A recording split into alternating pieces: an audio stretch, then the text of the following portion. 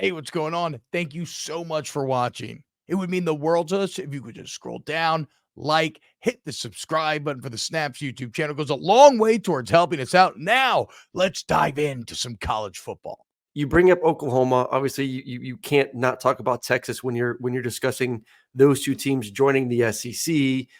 When you watch both the rosters and you talk about building the team from the inside out, and Texas obviously has done that's why they're in a position to possibly win a national championship. How do you see both teams making that transition to the SEC next season? Like, is one better suited off than the other? How far are both of them away from being kind of that top tier, along with Alabama and Georgia and maybe LSU too? Well, Texas, I mean, look, I think it's pretty clear they're there, right? Yep. I mean, they went into Tuscaloosa. They did something to Nick Saban that's never been done on his home field, beat him by double digits. Mhm.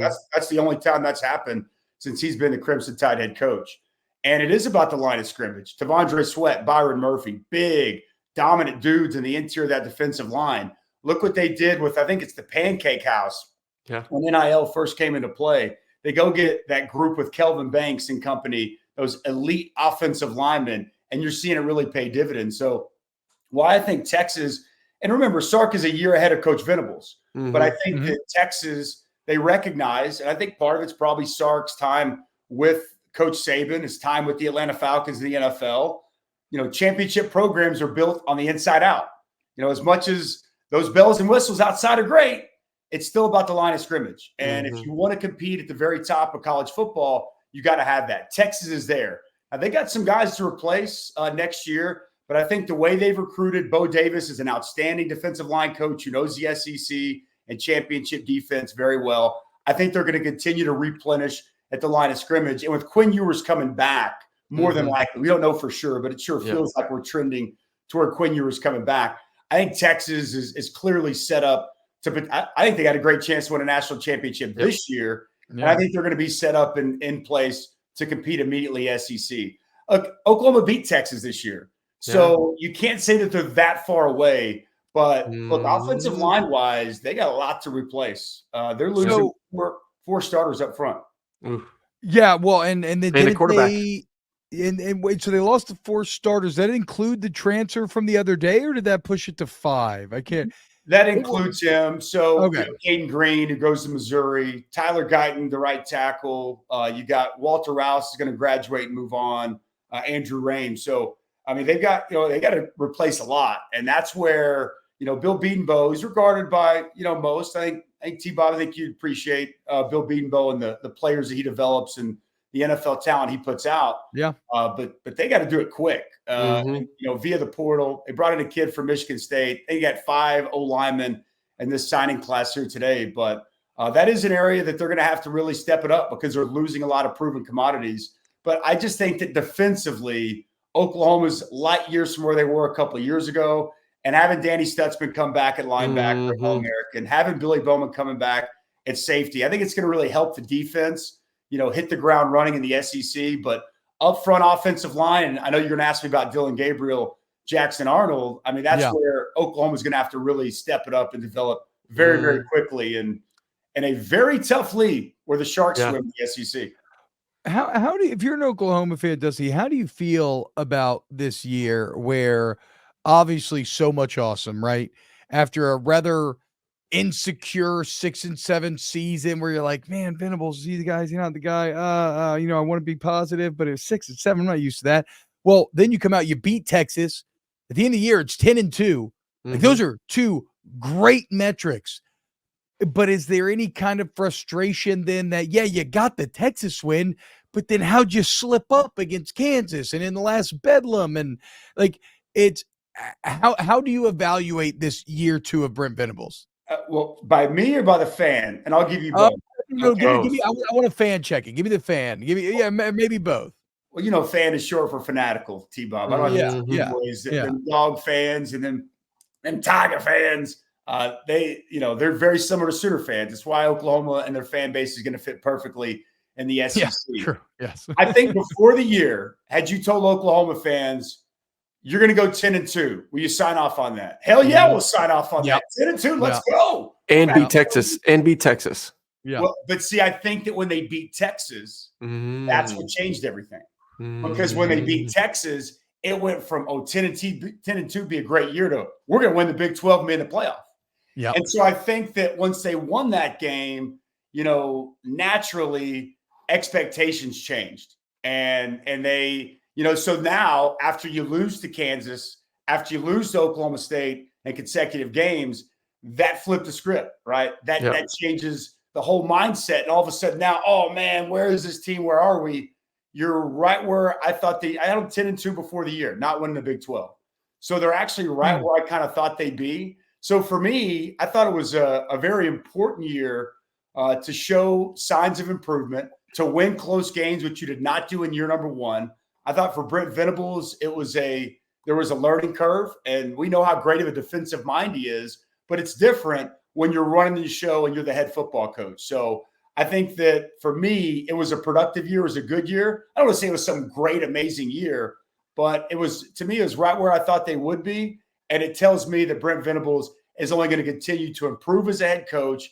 And I played for the guy. I love the man. I mean, he sat in my house before I signed my National Ever Tip and had my mama's chicken spaghetti. So I've known him. Wow. I didn't realize that. Okay. Years.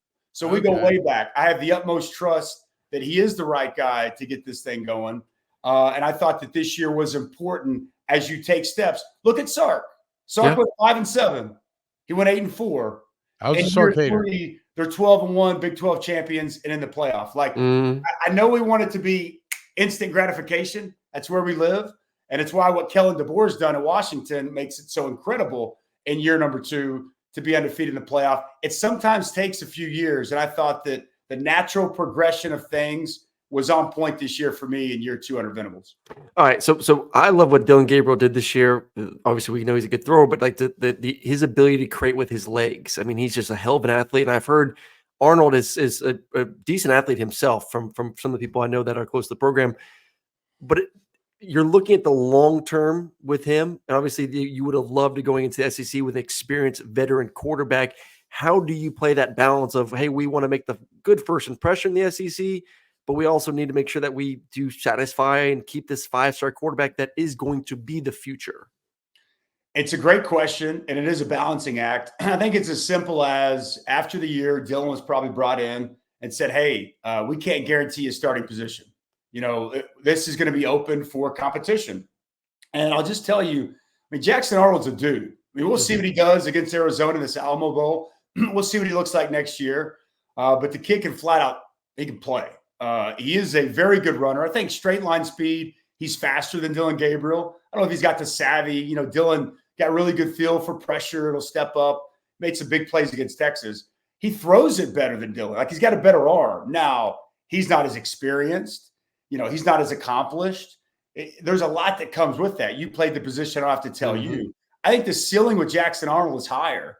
And I think I was a lot of spring practice. I was at quite a bit of fall camp.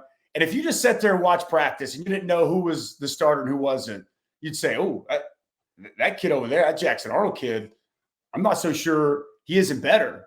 Now, again, I don't think he's ready, and anybody would have thought he was ready.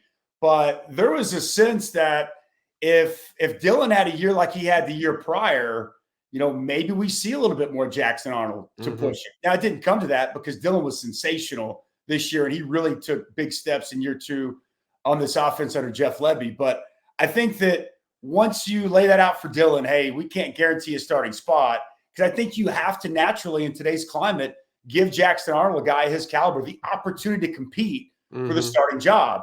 And if you're Dillon Gabriel, Jeff Lebby and him were super tight, right? He recruited him to UCF. Yeah. That's why he came to Oklahoma. He's at Mississippi State. Well, since he leaves, I think it makes some natural sense to at least survey the land. I'm not guaranteed a starting spot anymore. I got Oregon with just bags of cash ready to kick down my door. It's a great system that meets my skill set. Makes a ton of sense. I can go out there. I can probably put myself in position to compete for a championship, be in the Heisman Trophy, and make a boatload of dough. I leave Oklahoma doing great things, beating Texas, getting the program back on track, being beloved by Sooner Nation, and now I can go impact a third potential program. Makes sense for him. And for Oklahoma, there may be some lumps they take along the way. There may be some growing pains, but I do think there's a belief that Jackson Arnold is the future of Oklahoma football. And I think that they believe that even next season, you're going to see that, and the kid's going to have a chance to have a lot of success.